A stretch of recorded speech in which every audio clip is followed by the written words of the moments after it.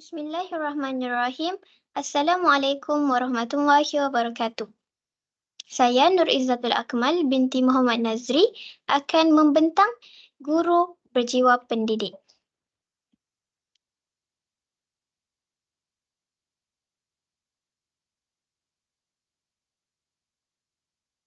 Kita pergi kepada isi kandungan tajuk guru berjiwa pendidik. Ada 5 isi kandungan iaitu yang pertama, Sasia Guru Cemerlang, yang kedua, bidang pengajian profesional, yang ketiga, etika keguruan, dan yang keempat, budaya kerja KPM, dan yang terakhir, implikasi Sasia Guru Cemerlang. Sasia Guru Cemerlang. Menurut Coleman, sasia ialah panduan sifat fizikal, mental, emosi, nilai dan tingkah laku seseorang individu sebagaimana yang dilihat oleh individu lain. Sasia guru yang cemerlang akan memperlihatkan tingkah laku dan sifat-sifat peribadi yang positif. Bidang pengajian profesional. Ada 5 cabang iaitu yang pertama, sejarah pendidikan, yang kedua, falsafah pendidikan, yang ketiga, psikologi pendidikan, yang keempat, sosiologi dan antropologi pendidikan, yang kelima, pendidikan perbandingan antara bangsa.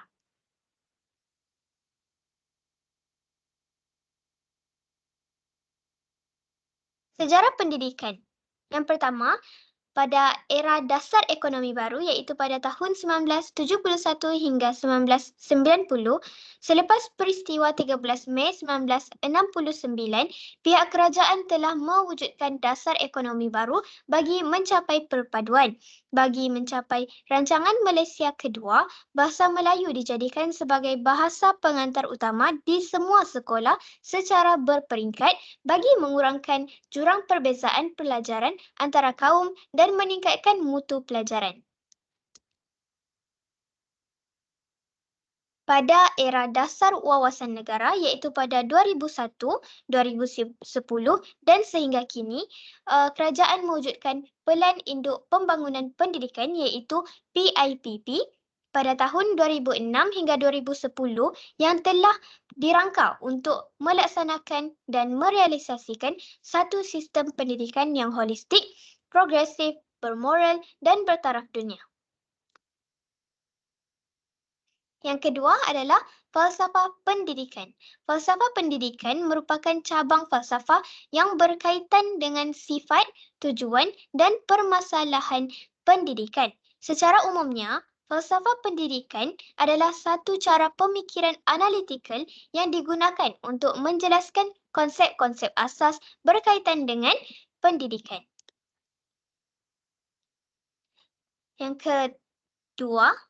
Yang ketiga, psikologi pendidikan. Psikologi pendidikan menurut Banks dan Thompson ialah psikologi yang merupakan ilmu untuk mengkaji tingkah laku manusia.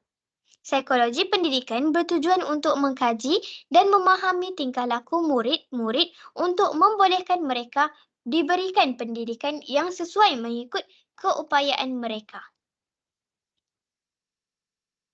Psikologi pendidikan membekalkan guru dengan ilmu pengetahuan, kemahiran dan sikap mengajar yang berguna dalam aktiviti pendidikan. Antara teori-teori psikologi yang digunakan dalam pendidikan ialah teori behaviorisme, teori kognitif, teori humanisme dan teori konstruktivisme.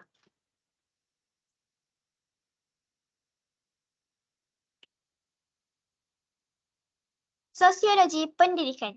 Sosiologi pendidikan terbahagi kepada 2 aspek iaitu pendekatan mikro dan makro.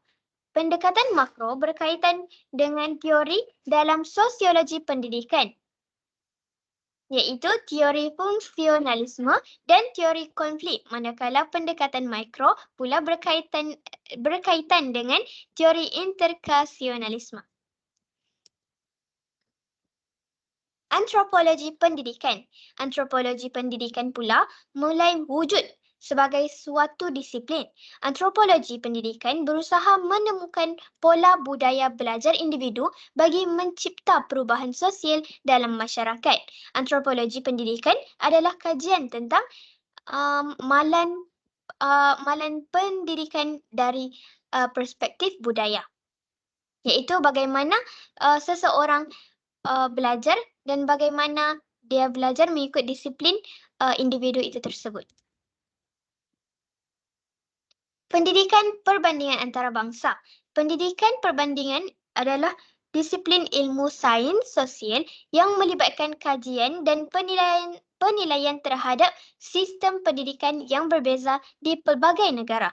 Menurut Jertau, iaitu pada tahun 1996, pendidikan perbandingan sebagai satu disiplin yang mengkaji sistem pendidikan untuk mendapatkan kefahaman tentang persamaan dan perbezaan di antara sistem pendidikan tersebut. Kita pergi kepada isi kandungan yang ketiga, iaitu etika keguruan. Yang pertama ialah tanggungjawab terhadap ibu bapa. Etika keguruan sebenarnya ada dua, iaitu tanggungjawab terhadap ibu bapa dan tanggungjawab terhadap masyarakat. Yang pertama, tanggungjawab terhadap ibu bapa. Guru perlu mengelakkan diri daripada berkata-kata atau melakukan sesuatu yang boleh menimbulkan persepsi negatif atau disalahertikan sehingga menjejaskan kepercayaan ibu bapa terhadap dirinya dan boleh merendahkan martabat profesion keguruan. Jadi, guru-guru perlu menjaga tutur kata semasa berinteraksi dengan ibu bapa. Yang kedua ialah tanggungjawab terhadap masyarakat dan negara.